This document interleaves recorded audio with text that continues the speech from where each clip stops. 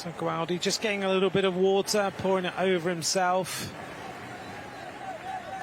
It is getting more intense, the weather this afternoon. After last night it rained, it meant that it was a little bit fresher this morning.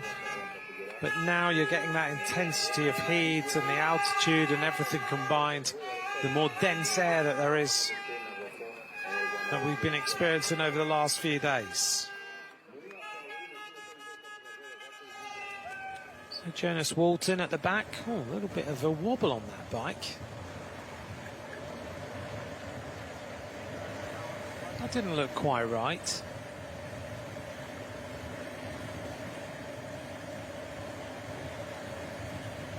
Why, but his bike was kind of moving around underneath him there.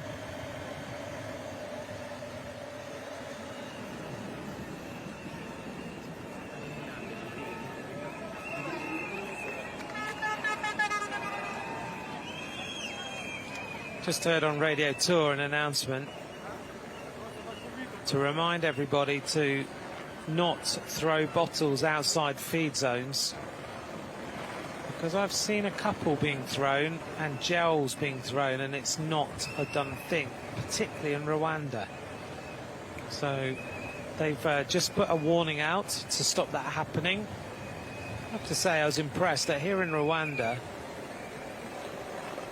single-use plastic bags are completely banned. You can't bring them into the country at all. That is a great focus on getting rid of the single-use plastics across the world, at least trying to do something in this country. And actually, when you look, there is no litter around this. I've not seen anything at the side of the roads.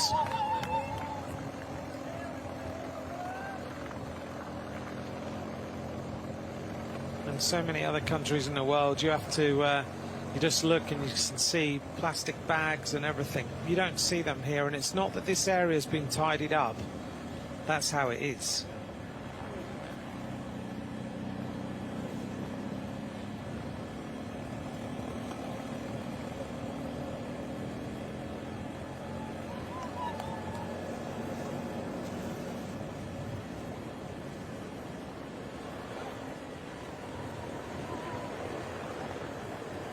Almost at the bottom of Kigali Gulf again. Less than we're just about 2 kilometres there till we reach there again.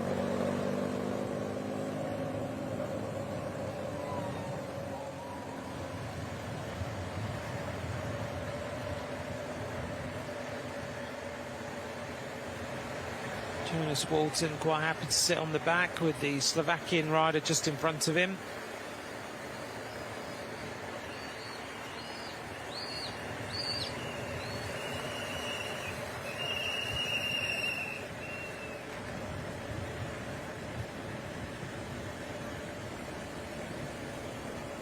Let's see what sort of damage Kigali Gulf does this time.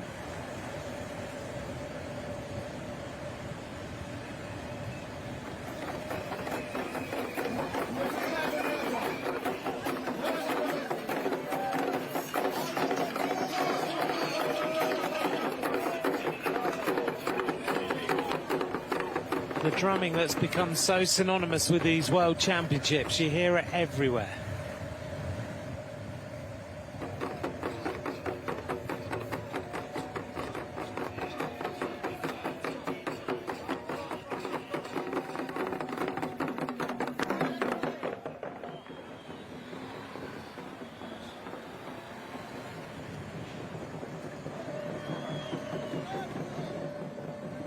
Belgium carry on with their pacemaking. I'm just trying to work out what their tactic is this afternoon. Well, they just want to make the race really hard for later on in the race. They've obviously decided they need to keep this momentum very, very high. They've got Jana Widar, who rides for the Lotto team.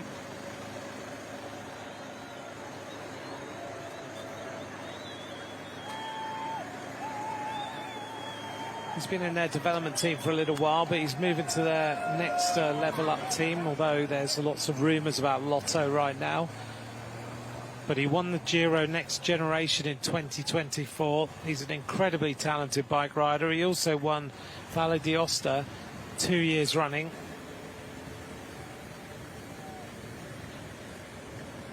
He's also won the Under-23 Liège-Bastogne-Liège, the Under-23 Flèche Ardennaise. He's an incredible bike rider, and he is potentially Belgium's winner of today.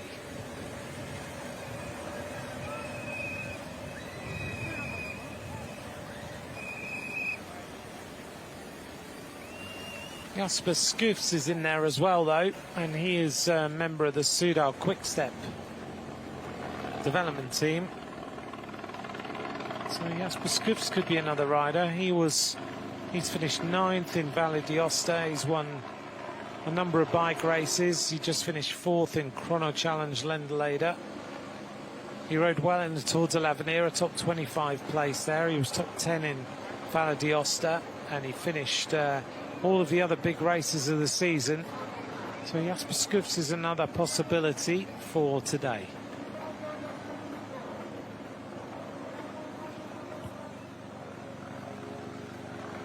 The Italian team there, as Belgium set a very hard tempo, 2 of their riders are coming back. Kamil Eamon bringing back Jarno Wiedar that we were just talking about. You wonder why Belgium have been riding that hard. Belgium have been riding that hard, or probably the answer is they didn't know these 2 riders are out the back.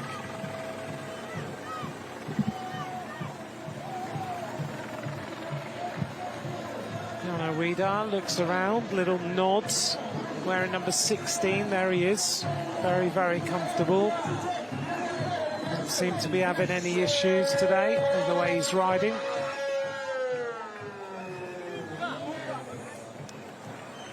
Very comfortable as he pedals his way back onto the rear of the peloton, and his teammates bringing him back. So Kamil Eamon is going to bring him right to the front of the race. Without the race radios, though, the 3 Belgian riders on the front have no idea that the pace they're setting is going to make life a little difficult for Jarno Wiedar this afternoon.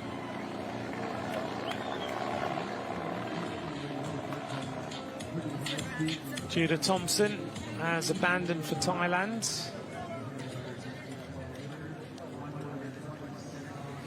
He's got an appropriate number for abandoning. Number 59, Li Yu of China.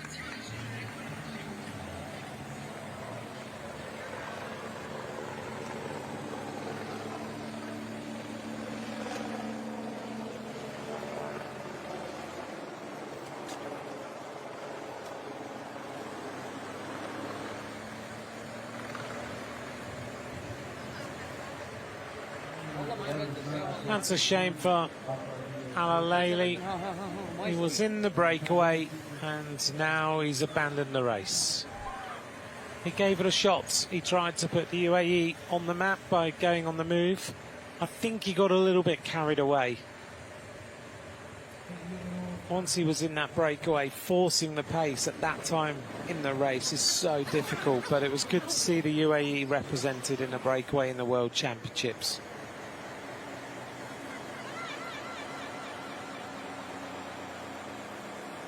Through the feed zone, riders trying to get as much water on board as they possibly can. Got to be a mix of water and electrolytes for today's race, so that those electrolytes help with the absorption of the water, not just pure water all the time. But the riders also will be taking some carbs in their bottles, trying to supplement the gels they've got. But in this sort of heat, it's very, very fine line between being a little bit sick after taking so much water, gels and everything else on board, and being absolutely fine. This is Louis Leydart, number 4, coming back into the race.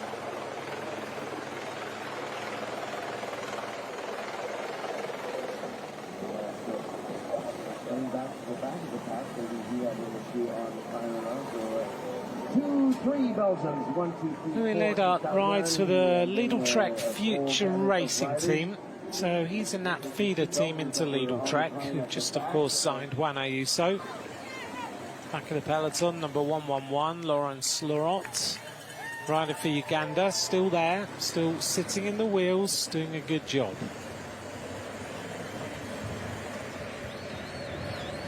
Louis Ladart, though, 20 years of age from Germany, riding for that Lidl Trek Future Racing squads. So he's got a chance of going into the Lidl Trek World Tour team if he continues to progress. He's just ridden Tour de l'Avenir, finished second on a stage into V3.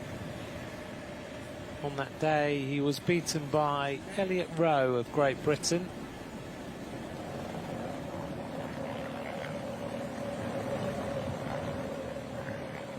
Still the peloton led by Belgium this afternoon. If you'd like to get in touch, at Ant McCrossan at UCI_cycling is where you can get us during these World Championships.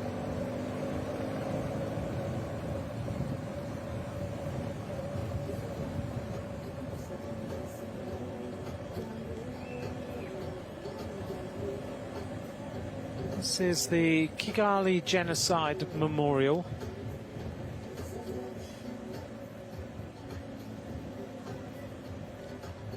A very important memorial in this region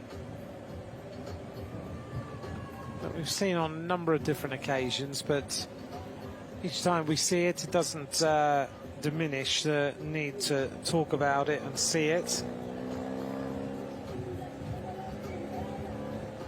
That genocide memorial, just about 6 kilometers from where we are right now.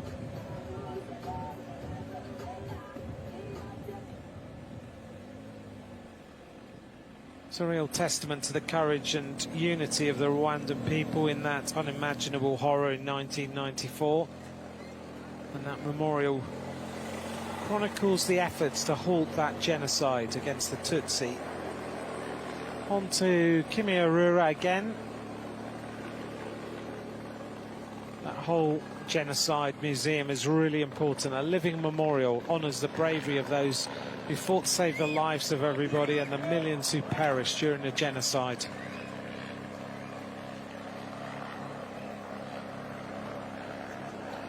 A problem at the back for the Algerian rider, Oussama Mamouni.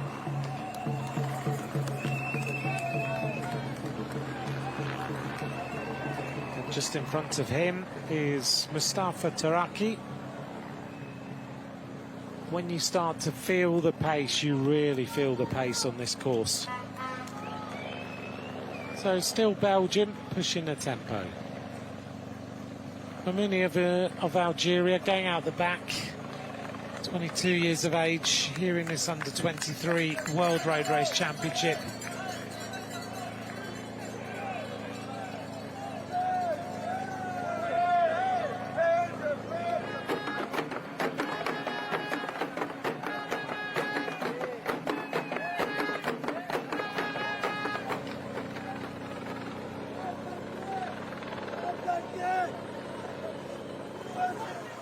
Oh, and the South African rider is starting to feel this as well. This is Joshua Dyke. He's not enjoying this climb at all. And his teammate is also starting to suffer on the left-hand side at the back as well. Warren Moolman is feeling the pace. And some of the fans enjoying the fact that if you cheer the riders on a bit, they go a little bit quicker and they get themselves back in the race.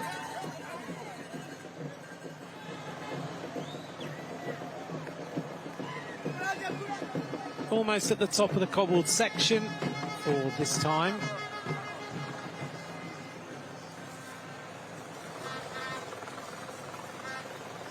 We reach the top at 121.9. Oh, big problem here. And Chain has got completely caught up. This is Kadbatar. And so much time, so many times this happens now, doesn't it? Where the chain comes off, drops in the middle, completely blocked, and there's nothing you can do except stop.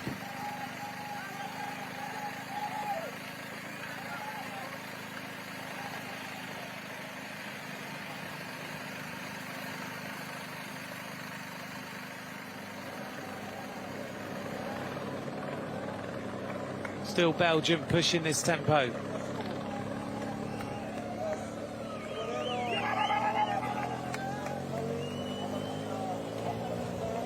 They've really taken this on. Is this the right tactic for the afternoon?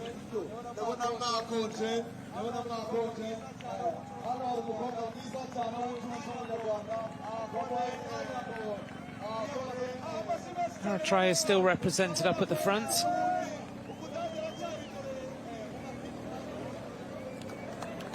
Riders now getting to the end of their training for the World Championship on Sunday for the men's road race.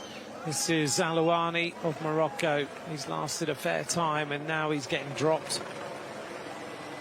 Remco Evenepoel has just finished his preparation with a distance of 163 kilometres, 4.5-hour ride, and he's just said on his details of that ride, his log of the ride, actually one of the most beautiful training laps I've ever done.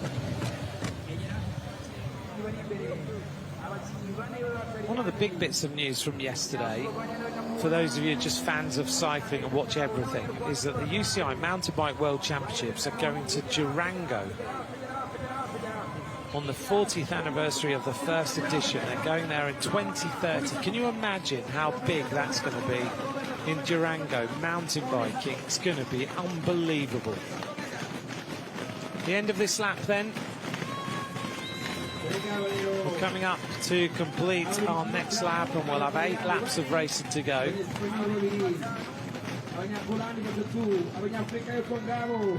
The average speed has been up at around 41.2.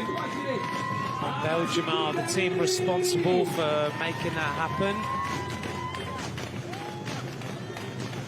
8 laps to go, just over an hour of racing covered.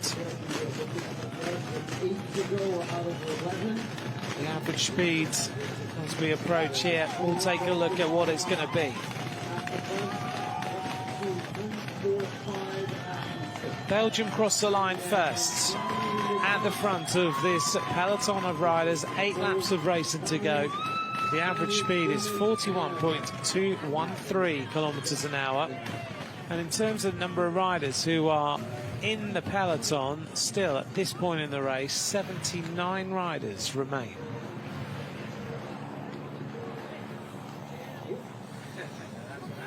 So after the end of the first lap, it was 101. Now we're on 79.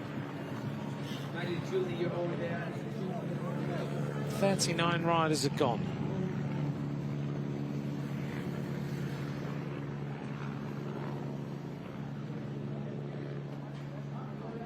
There's the stats for you on the right-hand side.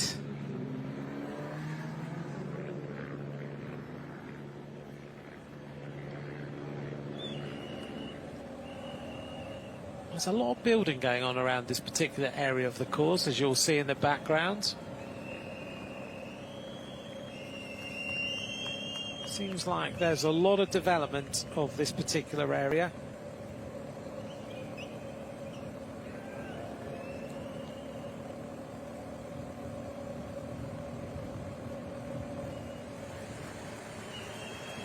Here's a group of riders trying to make their way back into the race, having been distanced a little while ago. Includes Jonas Walton, the Canadian. Also in here is Joshua Dyke of South Africa. Never give in, you just never know how things might develop. Tekle Alameo of Ethiopia on the back. Also in here is number 85, and that's Munier of Senegal. He's the rider wearing the star on the back of the jersey, the red shorts.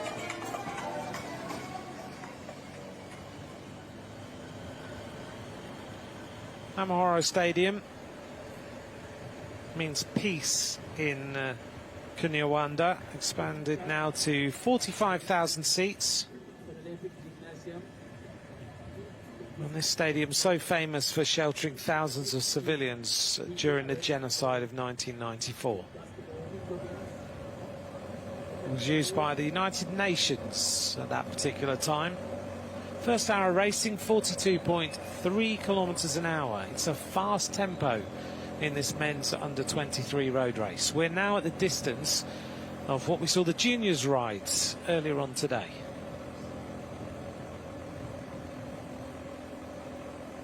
We've just heard that Samuel Novak of Slovakia has just abandoned the race.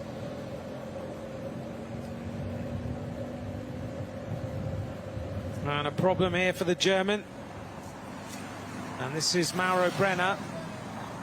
It's amazing how many riders are dropping chains, isn't it? So Mauro Brenner taking an eternity to get this chain back on, and sometimes you just cannot see how it can go back on. Brenner gets back it underway. Rides for the team of Lotto Kernhaus, national under-23 German champion in 2025. Rode the Tour de l'Avenir recently, but didn't finish stage 5 into teen. Mauro Brenner getting going. His brother is Marco Brenner. Marco rides for Tudor Pro Cycling.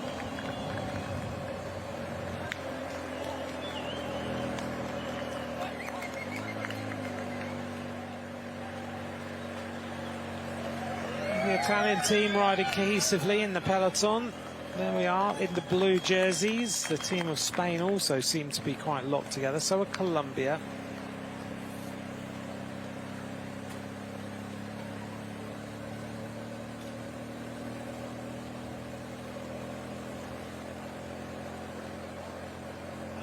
Seems like this race is firing on all cylinders right now. Everybody is pretty much flat out.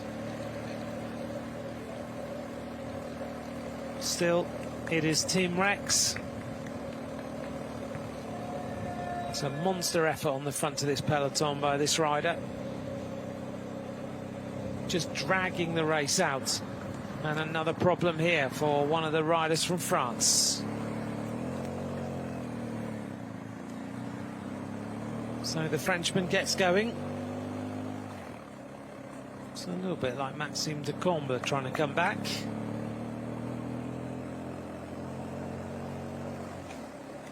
Just checks in his pocket. He's had a bike change. Just trying to get his computer. And it's Antoine Lot who's coming back into the peloton as quickly as he can.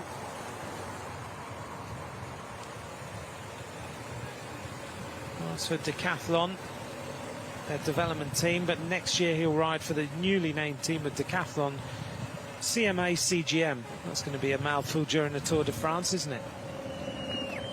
It's funny though, you don't see CMA CGM anywhere until they name a cycling team, and then you see them everywhere.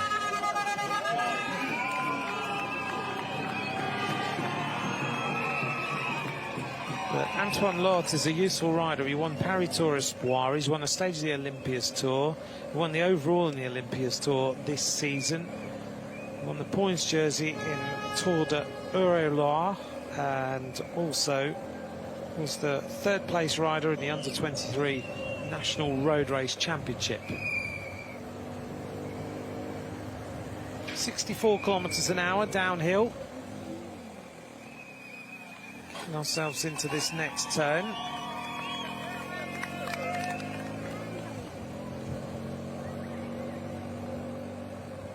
115.4 kilometers of race it remain.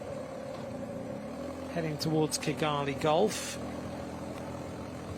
And then we'll make our way back to Kimihura again. Bottom of Kimihura this time is 108.1 kilometers of racing to go. So Antoine Lot nearly back. Good ride by him on that Van Riesel bike. He's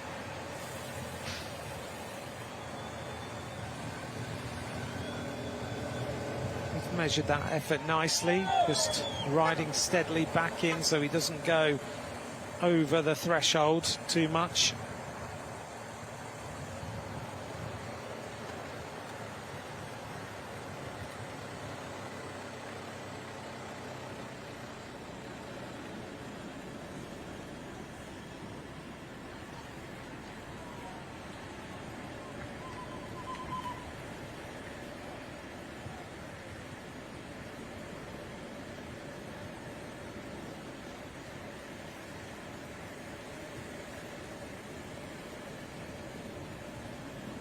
We'll look out over Kigali This area is amazing for mountain biking and road cycling. Forest trails around the Nyungwe to the volcanic slopes in the Volcanoes National Park for mountain biking. Gravel riding as well. Thousands of kilometres of rural roads and dirt tracks. It's rapidly growing in Rwanda. There's a race around Rwanda, self-supported ultra-endurance race, which is a gravel cycling event. And also, if you're out and about here, the Congo Nile Trail, a 227-kilometre trail along Lake Kivu with 6 distinct stages. Amazing scenery, you can ride around there.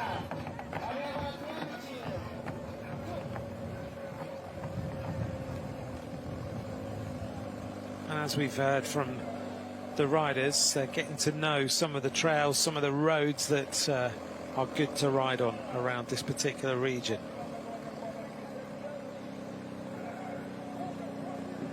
Earlier this year, of course, the UCI opened 2 World Cycling Centre satellites in Musanze and Bugesera.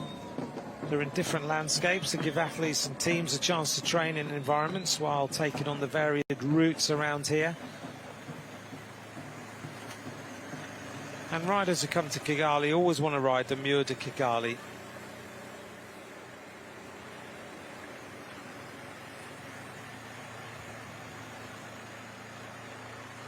And the rider from Macau is still there, and he looked like maybe half an hour ago he was about to be dropped, number 120, Kam Chin-pok.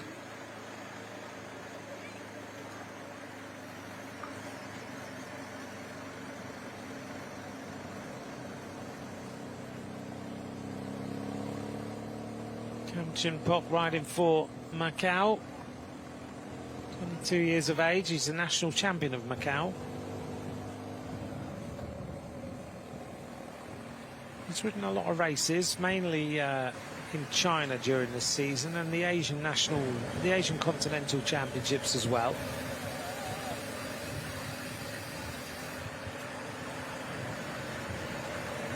Number 57 is Kadbatar, riding from Mongolia, still there, still riding strongly. Albeit he might be at the back, but you have to remember some of these riders have not ridden in pelotons that are this large or that are going quite this fast. They might have ridden some Asian races, they might not be at the level of some of the riders in the front. We're talking about World Tour professional bike riders here. So this is a unique and new experience for a lot of these African riders, and some of them are dealing with it really, really well. And it's good to see that we've seen Biniam Girmay win a medal here before in this championship, but it's good to see a number of other riders from Africa who are dealing with the altitude, the heat, the terrain, and the speed that is being set by the riders in this group.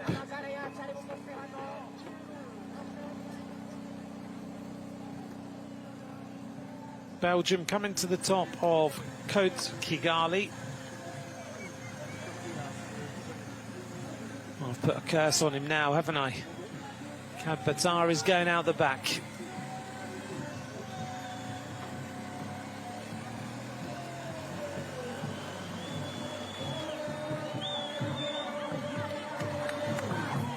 This is Derek Chevalier from Belize, number 84. See all the photographers sitting down there on this climb, trying to get the best photos they can get.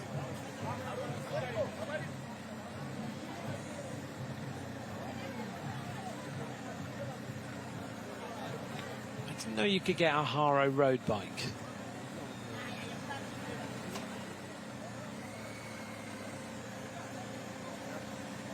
Didn't Haro, who used to be one of the most famous BMX brands in the world?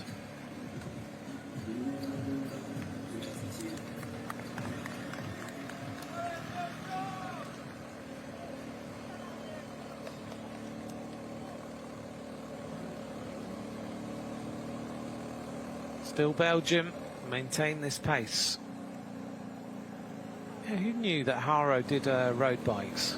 Now that I've seen them, they look nice, don't they?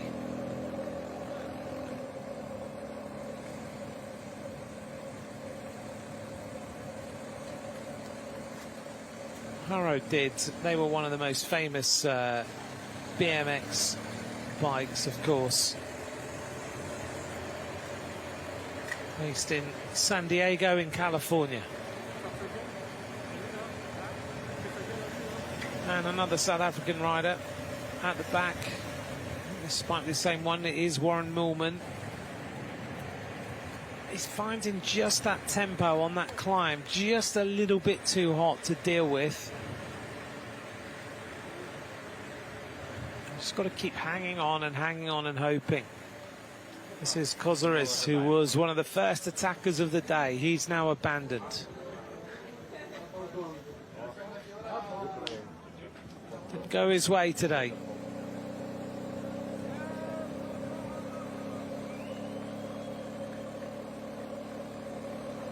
Can Belgium keep this going all day? It's still a few hours of racing to go. We think well over 2 hours, nearly 3 hours of racing left.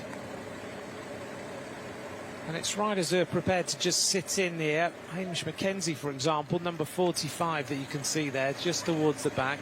Mackenzie's having a really quiet time, just sitting, waiting.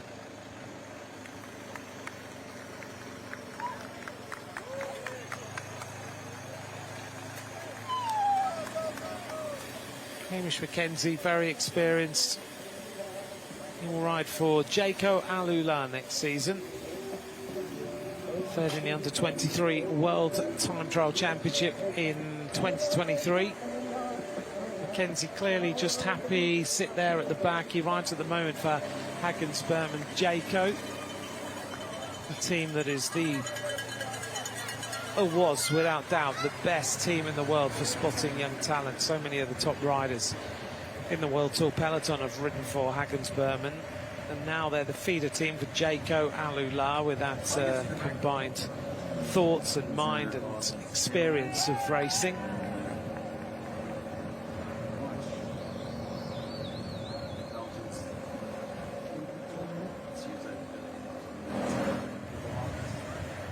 Mackenzie, 21 years of age, wears number 45, second in the Oceania Continental Championships in 2023. See how Hamish Mackenzie does on today's race. We're still in the very early stages. We're coming up now to around about 60 kilometres.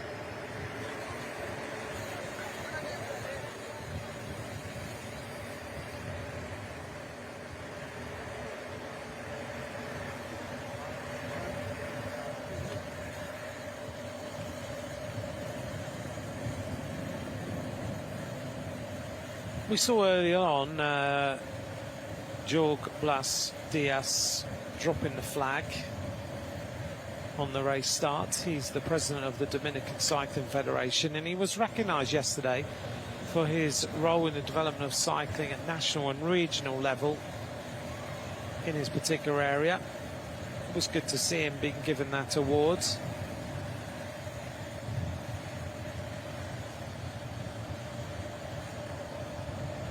So the Macau rider on the back of the group.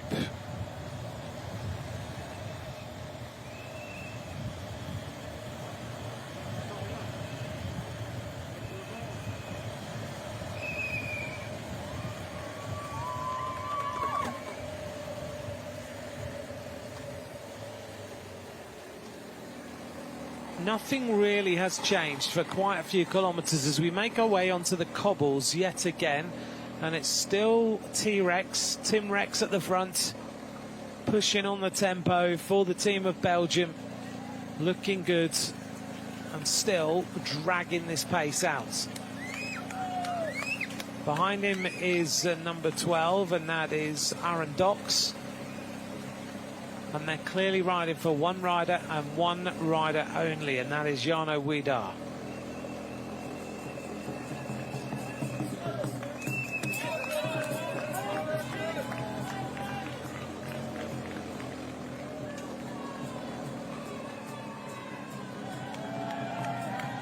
Going out the back now is Joshua Dyke of South Africa. You just feel like you want to give him a push and keep him on the back of that peloton, don't you? Now we get a bit of a move. One rider trying to keep his pace up alongside the Belgian riders who are really at home on these cobbles.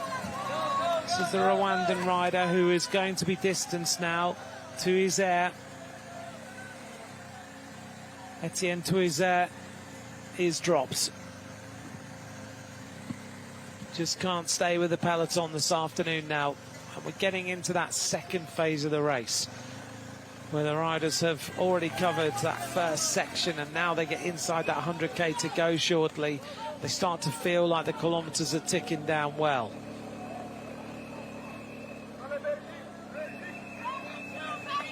So still the push of the pace.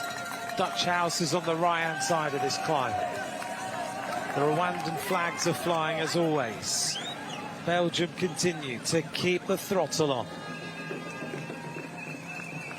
Two South African riders trying to keep each other company at the back here.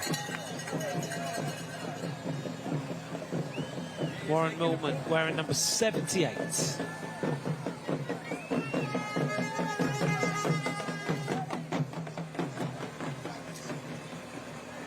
Give each other a tap, say, come on, let's keep in here now. Let's keep this going. That's what teammates are all about. Joshua Dyke maybe coming to his last moment in this peloton, because look at the way that Belgium are riding. This is proper full-on bike racing. The speed at which Tim Rex is riding these cobble climb this afternoon is very, very impressive.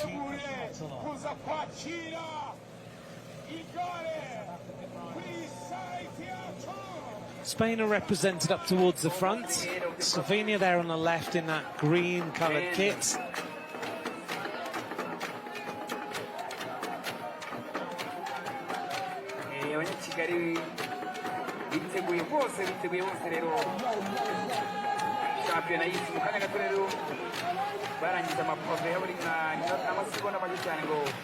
Well, the Italians are still on the wheel of the Belgians in that blue coloured kit.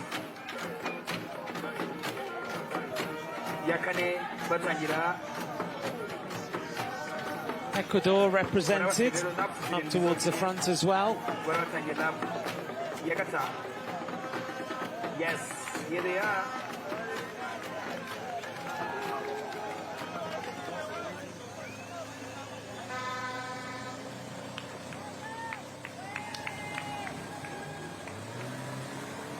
Oh, and this is hurting now.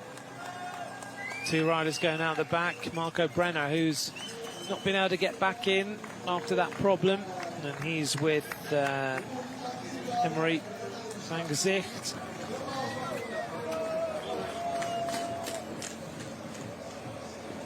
Brenner asking for the team car again. We come up to complete another lap.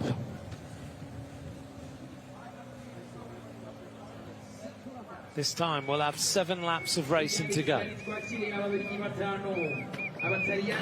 It's a steady burn, the Under-23 World Championship. The universal language of I'm about to get out the saddle, the flick of both elbows. Gives the rider behind the idea your bike might come back a little bit at you. So you just give it a little bit of a gap.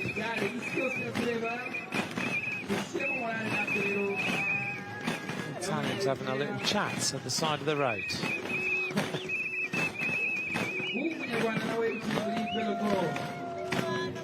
Big move by the Eritrean, moving up on the right hand side, just trying to keep himself in contention.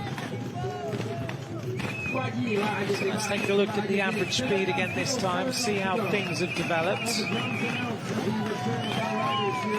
7 laps of racing now remain in this Under-23 World Road Race Championship. An hour and a half of racing coming up. At the end of this lap, it's Pietro Matteo of Italy who leads across the line ahead of Tim Rex and Jasper Scoots. 41.061 kilometres an hour now.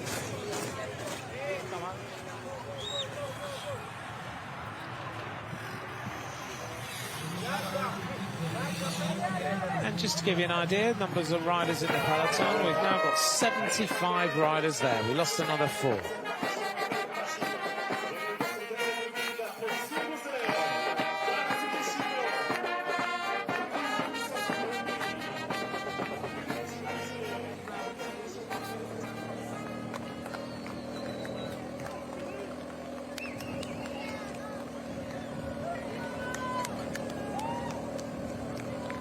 Bottle being thrown to some fans at the side of the road there, and some more on the other side.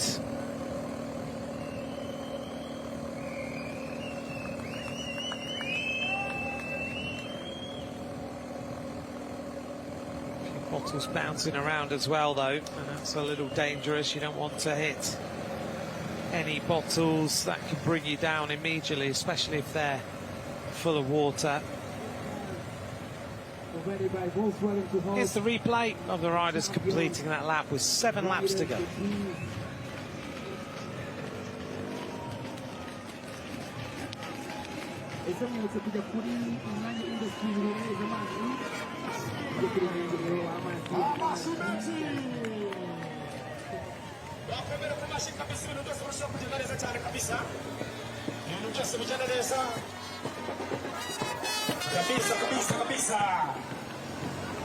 After this race, we only have 3 titles left to decide. We've got tomorrow's racing.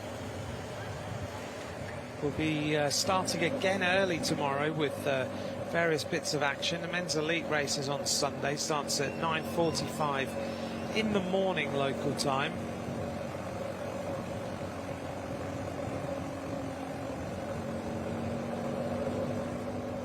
Tomorrow the women's elite race, which will be 164.6 kilometres, same as today on this local circuit. The women's junior race will be first thing in the morning at 8:20 in the morning, 74 kilometres, 5 times around this circuit. The women's race 11 times around this circuit. We're hoping the rain stays away. We've said we're moving towards rainy season. Hopefully it'll just hold off all the way until Sunday night. The women's elite race is going to be interesting on this this circuit. The men's elite road race on Sunday takes us into a massive extension circuit, which actually we drove around a few days ago and took a look. That's going to be some circuit that the rider's going to go on, because I don't remember much in the way of flat roads on that circuit, and it takes them out on this big loop, and it takes them over the Mur de Kigali, which is a famous climb, as we see the Campaign Against Genocide Museum we talked about a little while ago with this incredible sculpture. But we go over the Mur de Kigali, which is an incredible climb. We go over Mont Kigali as well, takes us up to 1,771 metres above sea level. So the riders in that men's elite race are going to come around that big circuit. They do 9 laps of the local circuit, then they go back out on a big extension circuit, then they do 6 laps of the local circuit.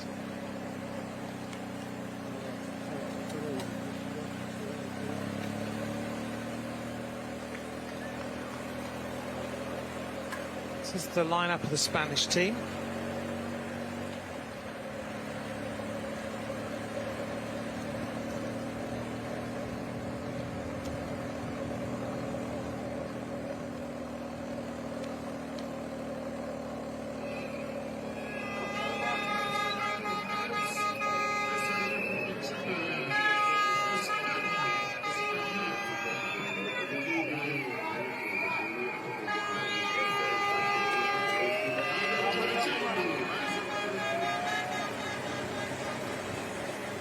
Two Canadian riders at the back now of this string of riders. Suddenly you can go from feeling great to not feeling so good.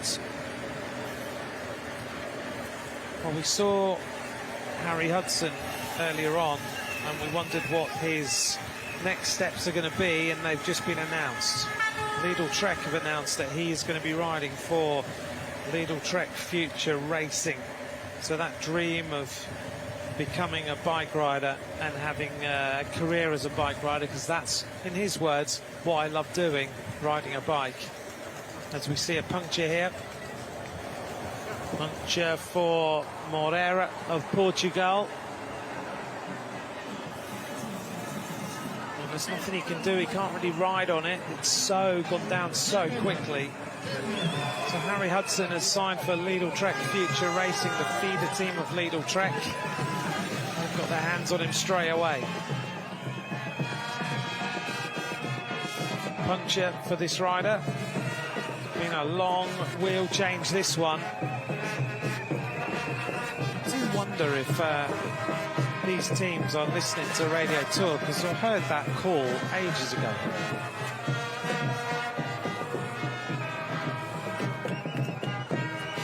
This is a slow wheel change, very slow wheel change.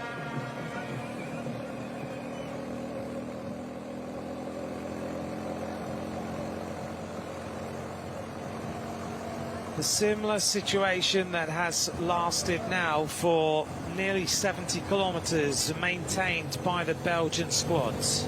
This race, 164.6 kilometres, and Belgium, pretty much since the start, have been on the front of the peloton.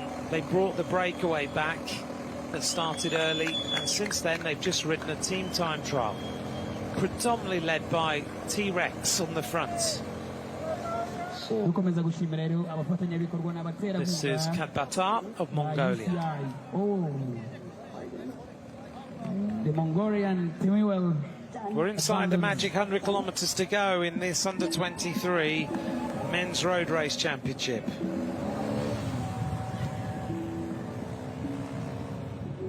Nawe baragushimira rero cyane ko bitenyemuzi yose ya Fergusi Rwanda.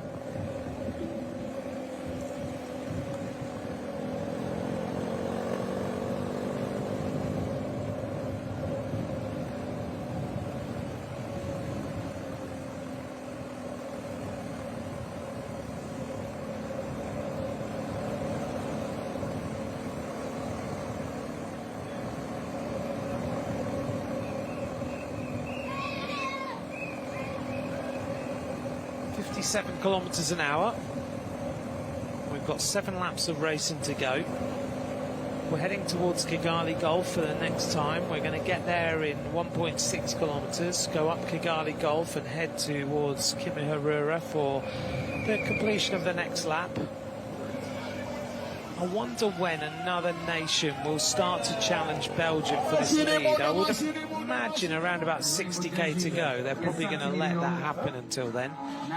Driss El Alouani is out of the race, the Moroccan rider.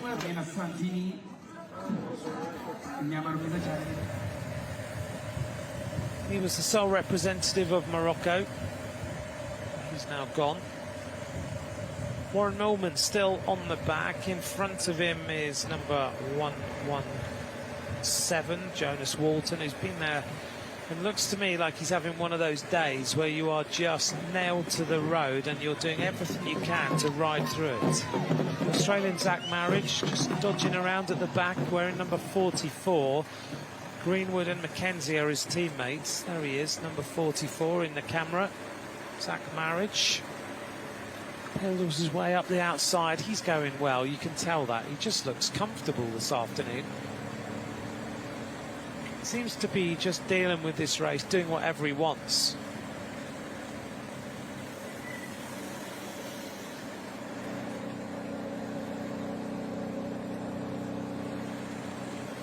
Zach Marriage has had a stagiaire role in a team.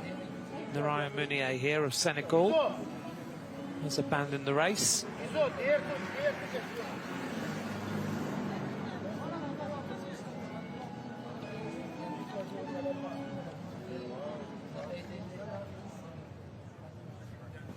An abandon here as well of Martin Barter.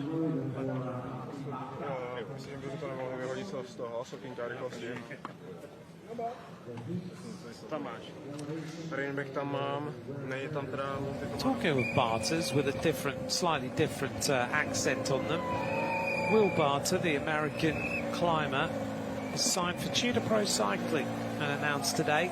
29-year-old Will Barter. He's got a 2-year deal with Tudor Pro Cycling now, so he's got some commitment and some long-term stability or longer-term stability. That's good news for Will Barter. He's a talented time trialist, a very good climber, and I can see him getting better and better all the time. Belgium onto the climb again here at Kigali Golf.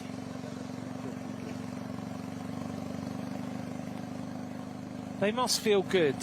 It must be a nice sight for Jana Wiedaar to be looking at his entire team on the front, looking after him. Just been able to ride in the wheels, and the team basically taking everything on as we're inside that magic 100 kilometres to go. Still a lot of laps left, but at the moment everything is going their way. They seem to have the entire race under control.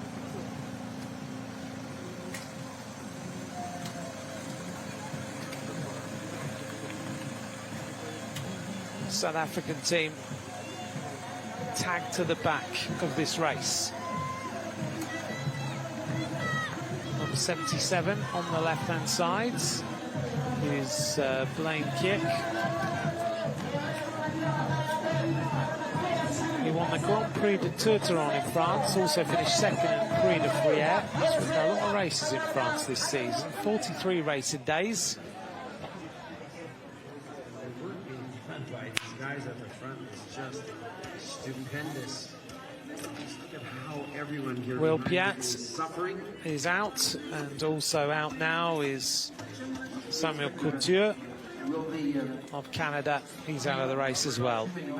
Early in this race, the Italians are enjoying the ride. They're sitting back and they've been looking at each other. See the detail in that skin suit while we take a look at him there.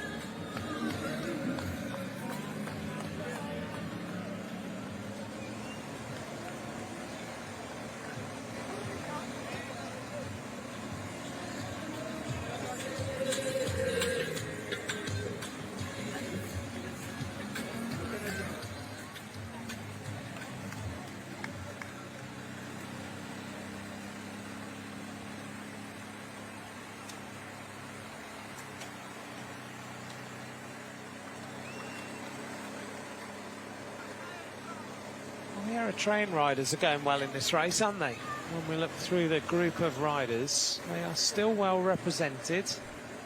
And I'm just taking a quick look. Macau still represented. South Africa, Germany, Slovakia, Uzbekistan, USA. Uruguay still got riders in the front group. South Africa, Andorra as well. Eritrea. Eritrea, to me, they've got 1, 2, 3 or 4 riders still in here, Eritrea. There we are. We take a look at them now, wearing number 92. This is one of the riders from Eritrea, Michele. So things are going all right for them this afternoon. Milkias Michele and the rest of the Eritrean squad. I saw Daniel Tekelemenot a couple of days ago. He's here, obviously just being with the Eritrean team.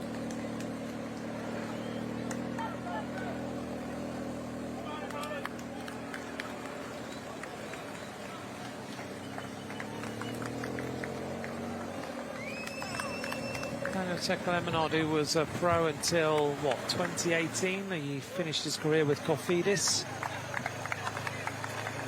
Rode for the likes of Orica Green Edge. He rode for Cervelo Test Team, for MTN Quebec and Dimension Data. 95.1 kilometers to go. He's a winner, actually, here in Rwanda. Daniel Tekelemenot, he won the Tour of Rwanda in 2010.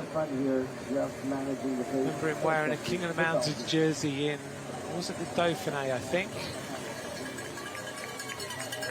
As Dias Rizbey of Kazakhstan is now out of the race as well. Suddenly we're getting more and more riders coming into the pits.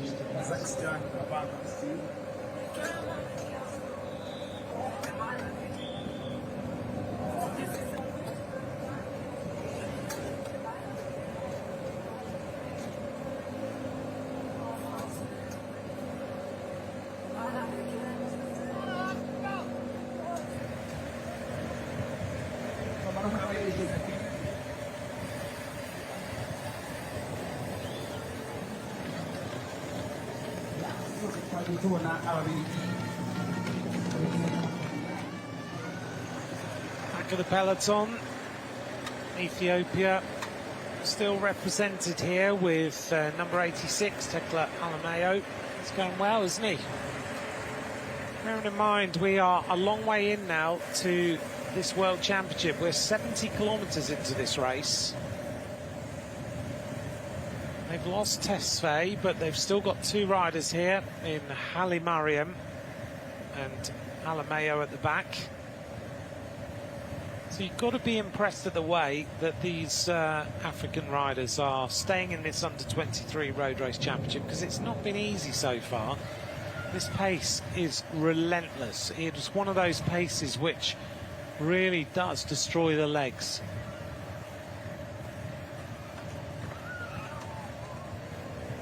Last time we went through the end of the lap with nearly 60 kilometres completed, 58.9. And it was Belgium and Italy and Eritrea all at the front of the race.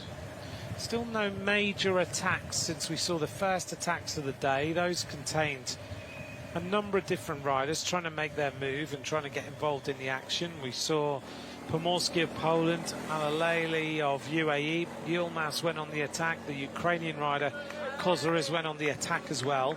As we reach Côte de Kimihurura for the next time, and still on the front. What a job this guy is doing. How is he riding like this for the entire time?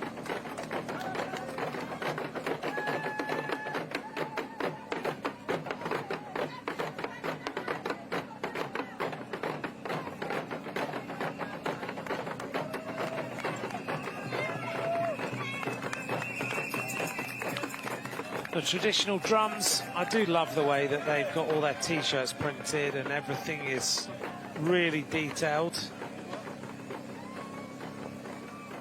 There's a lovely shot across the cobbles to give you an idea of just how rough this surface is.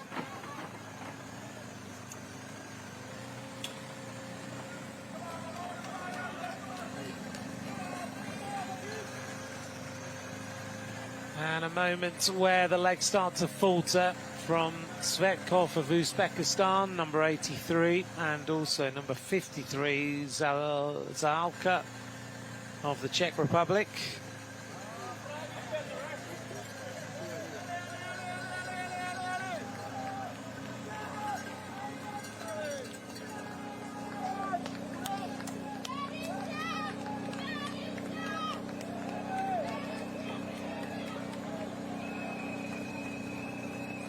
Well, yesterday in other cycling news, as we see Belgium going to the top,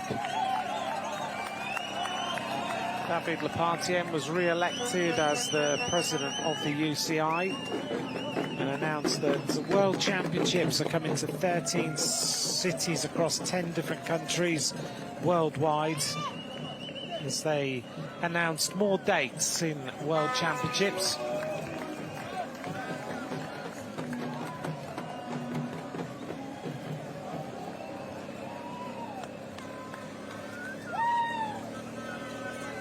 We saw Federica Venturelli riding well the last few days. She's now just been announced with the UAE development team for UAE Team ADQ.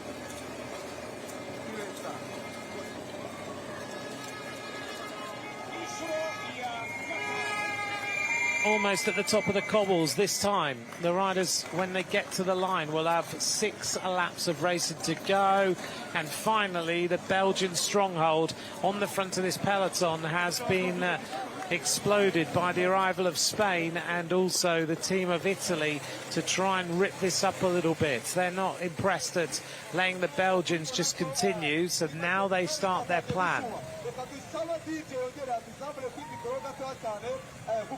And a big move by the Italians as they start to rip this pace up a little bit now on the cobbled section.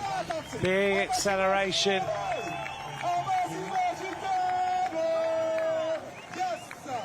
That was a very, very big move. Suddenly, we get a long, long stretch of this pace.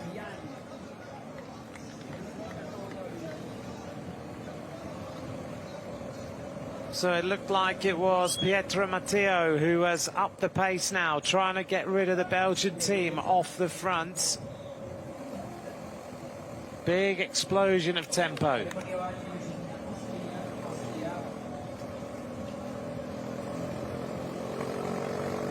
It looked to me like Hector Alvarez of the team of Lidl Trek on the front. Now a little bit of a move by the Slovakian rider, not prepared now.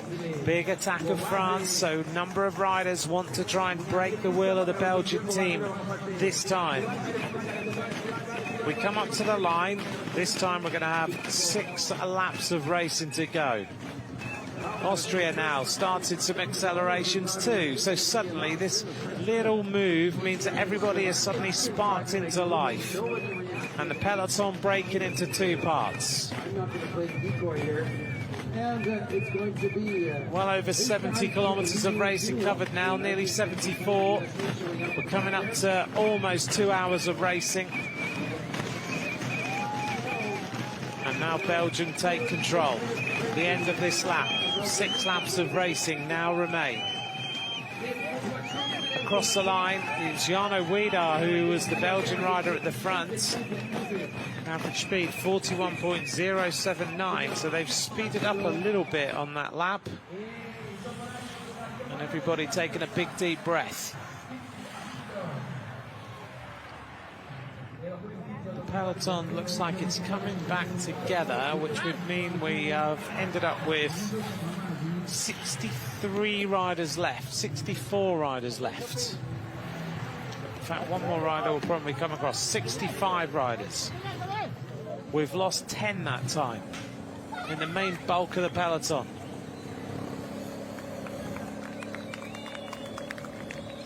Just hearing that Hamish Mackenzie's been dropped for Australia, which is a bit of a surprise. And I'm just taking a look. I've just seen Hamish Mackenzie just go past my commentary position. Significant margin down on the rest of the peloton.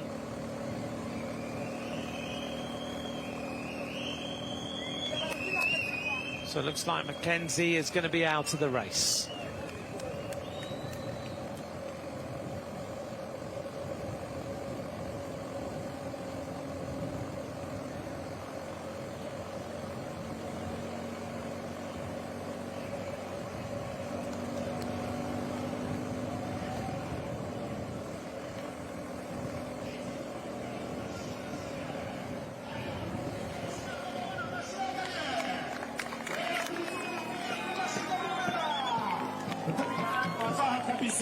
So Belgium take over after that little acceleration.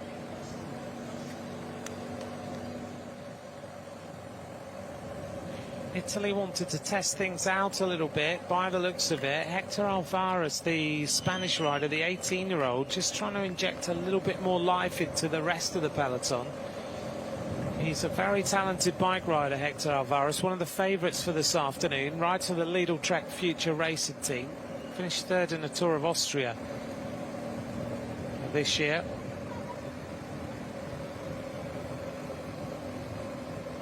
Alvarez has done a lot of racing this season, 40 race days, which for a young rider is a lot. He comes from Benidorm.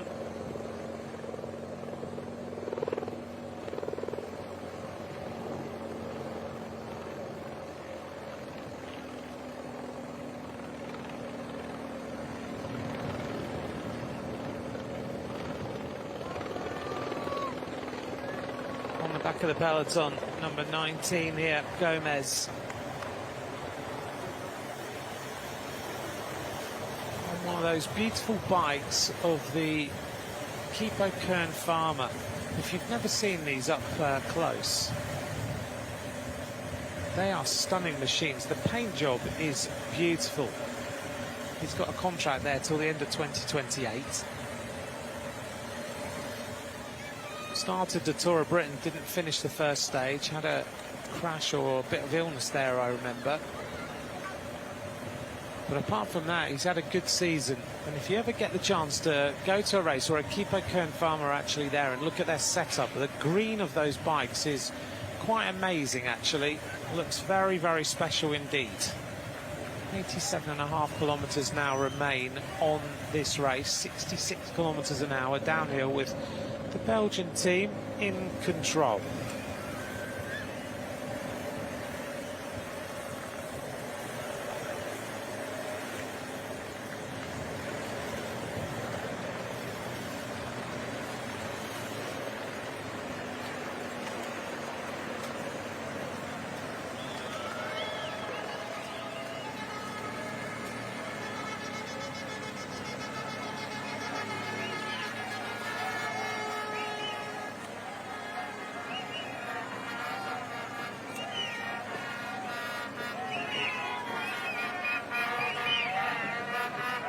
So the bands continue to play as the riders make their way towards Côte de Kigali Golf for another lap of racing.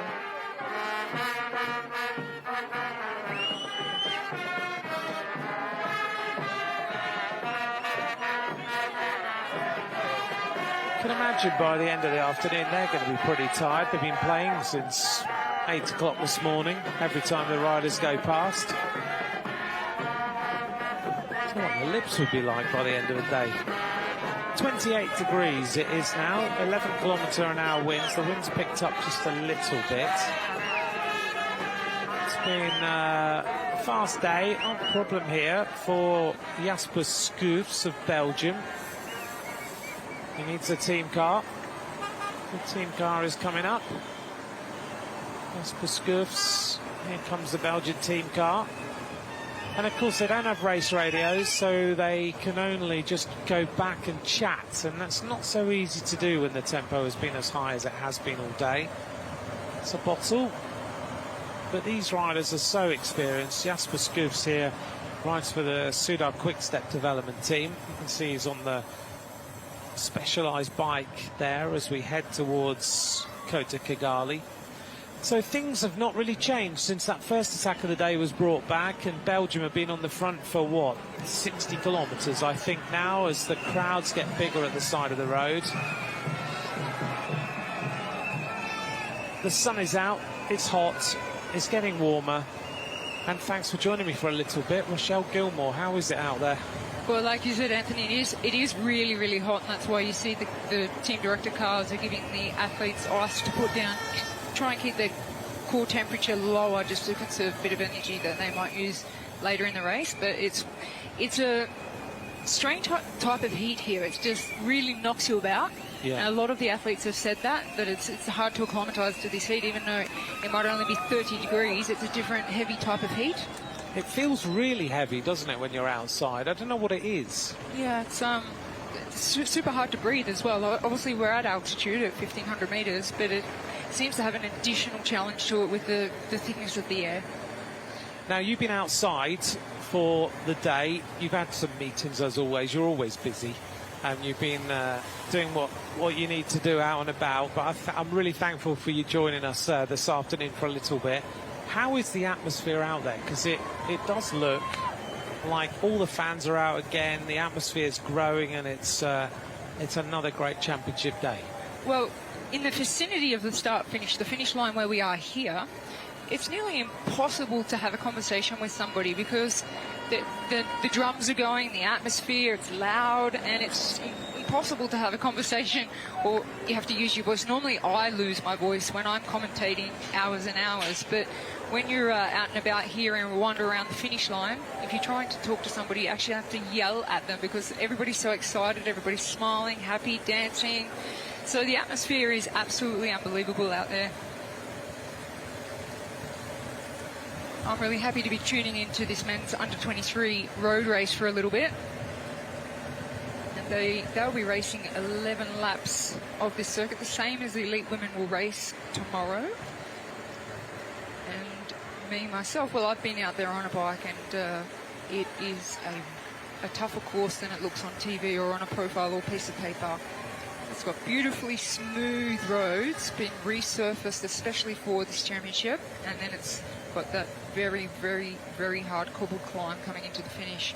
So it's technically a difficult course for these riders, especially over the, the distance might be a little bit shorter than they do in other races, but here at the World Championships in Rwanda, this will certainly be a super taxing race, which begs the question of Belgium. They have got the clear favourite in the race, and they have dominated the front of the race from the start. Big question is, at this point of the race, with 83 kilometres to go, have they burnt matches too early? That's the only question. But they have, they look pretty relaxed, sitting in a line, and, they've had one teammate just do a huge, huge job. So it looks like everything's going to plan, and they look confident coming in as race leaders and taking control of the race. Let's hope all of their riders manage with the climate here and the distance of the race. So on this part of the circuit, the other day I had to stop and have a breather myself. I sat down and I had a couple of the organising committee come and ask me, would you like us to get a doctor for you? And I said, no, I'm all right. I'm just having a little rest, and I'm waiting for the Australian team to come by, and I'm going to say hello to a few friends. And we got chatting, and the locals here are just so enthusiastic about cycling. It's incredible. Everyone you speak to, they're so happy to have the World Championships here, and they want to be helpful. They're actually wearing T-shirts that say, please ask me, and it's written right across their back. So it's just to give you a little bit of perspective, if you haven't been able to make it to this year's World Championships, it's probably something we've never experienced before in terms of the organisation. So the UCI here at the World Championships have been very, very particular about riders using these cars as a way back to the peloton, particularly more than in other races. So riders have to be very, very careful if they go back to the team car not to use any slipstream assistance from the follow vehicles.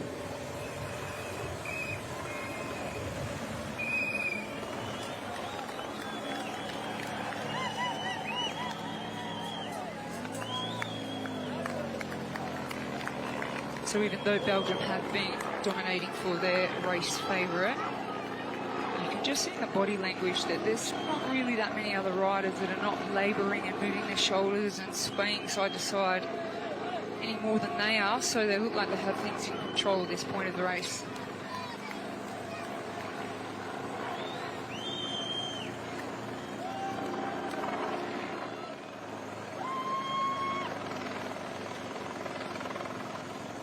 Oh, an attack coming now from the Italian.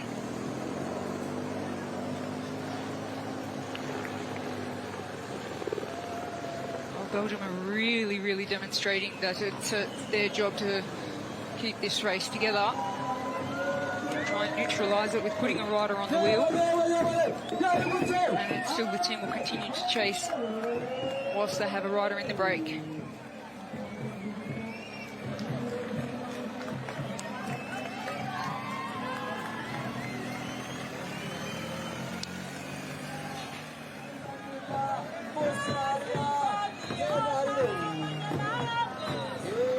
So Rochelle, two riders making their move now.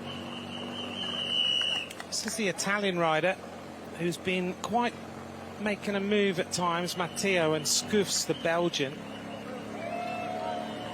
So the Belgian team have been riding on the front so much of today.